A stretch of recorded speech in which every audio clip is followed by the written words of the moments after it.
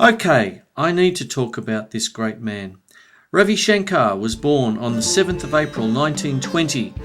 He passed away on the 11th of December 2012. Often referred to by the title Pandit, was an Indian musician and composer who played the sitar.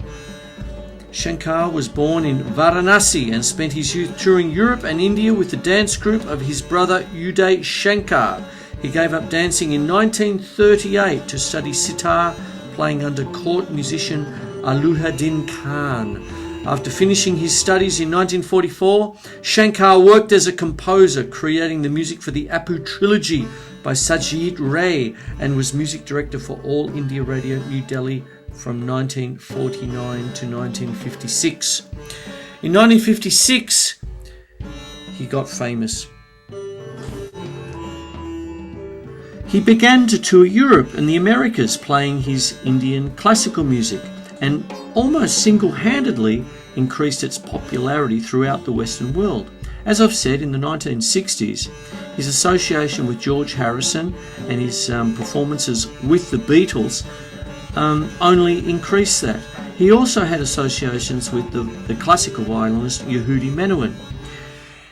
His influence on Western music has been profound. He's been awarded so many honours, and he's also the father of Norah Jones. Back to the music.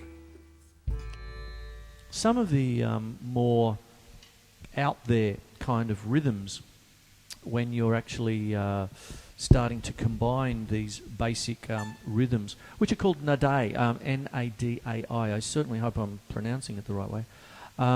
You can actually combine different things, like combine fives with sevens, with sixes, with fours, and all sorts of business.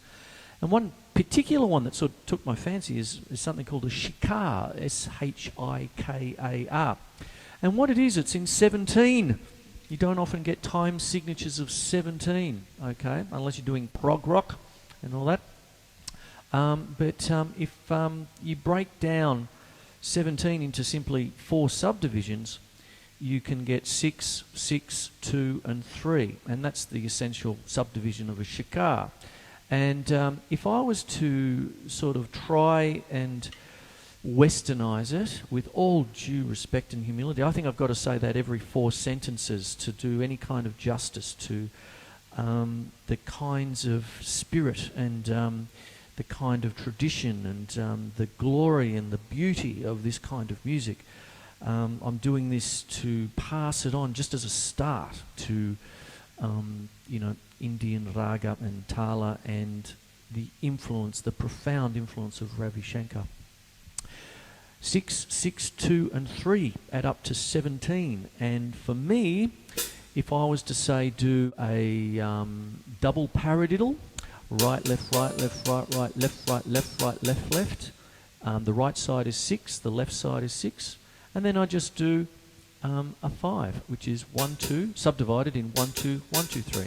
So it'll be a double paradiddle, 5.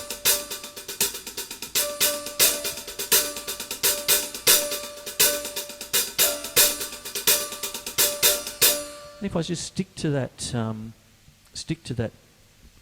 sticking.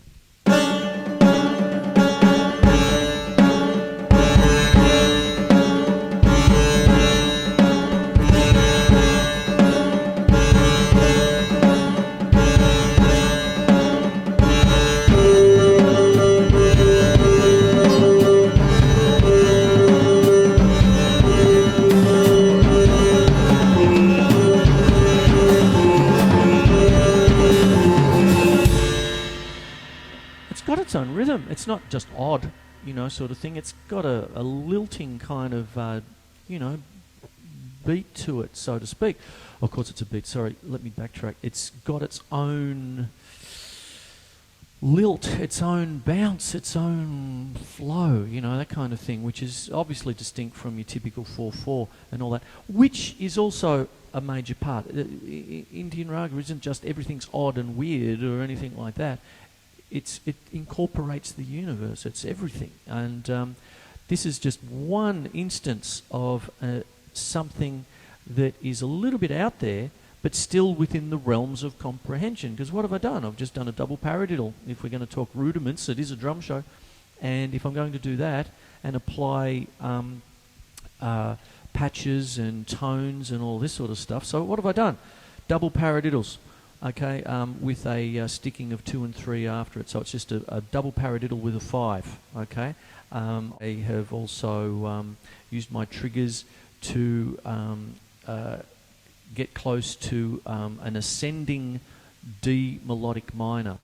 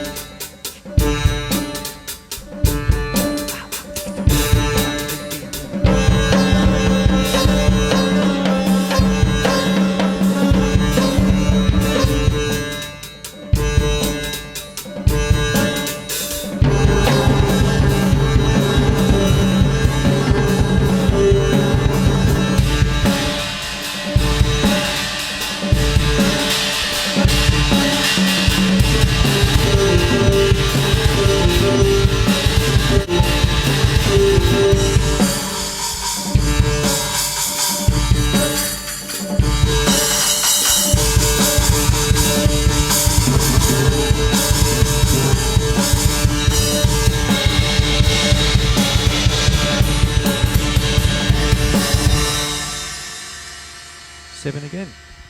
And what I tried to do then was start to incorporate something that's a little bit more standard in the Western kind of domain when we're actually playing something akin to a rock beat. Oop.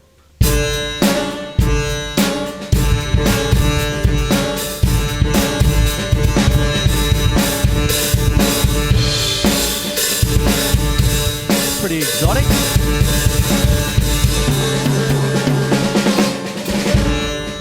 And that's one of the things that Ravi Shankar was such a great ambassador for, is the crossover side of things. When he did start to collaborate with the Beatles and all that wonderful, you know, songs like Norwegian Wood, Within You, Without You, songs like this.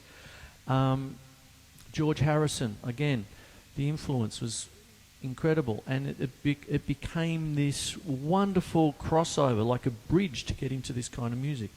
Because if you just listen to the world of raga, Indian classical music, it's almost impenetrable because it can become so complex. You get bang, everything.